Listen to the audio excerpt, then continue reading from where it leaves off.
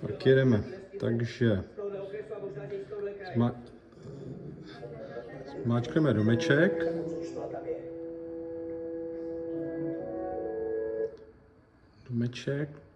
Najedeme na nastavení, Enter, sjedeme šipčičkou dolů, všechna nastavení, Enter, OK,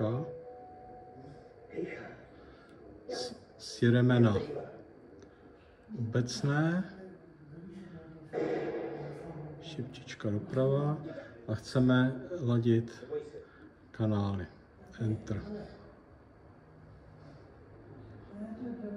Nastavení ladění programu jenom potvrdíme.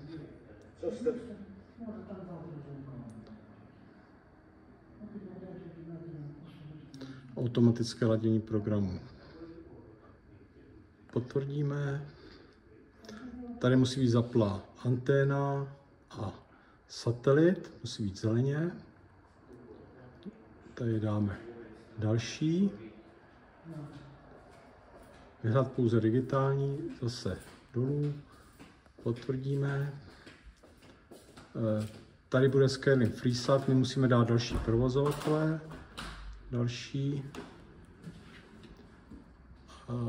Tady musí být nastavení satelitu. Tady bude Astra 23,5, my musíme dát Astru 19.2 zatrhnout. Takže potvrdíme hotovo. To je všechno, takže dáme backspace, pak dáme další.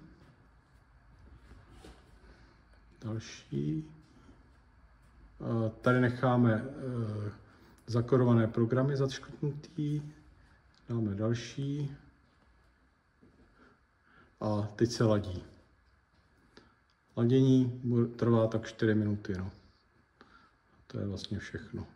Ještě u ladění programu se dává kód a ten je 1211. Některé televize jsou kódované ladění, takže tam se musí dát kód 1211. Takže to je vlastně všechno. Dojede se do konce a exit. Tak. Dobrý.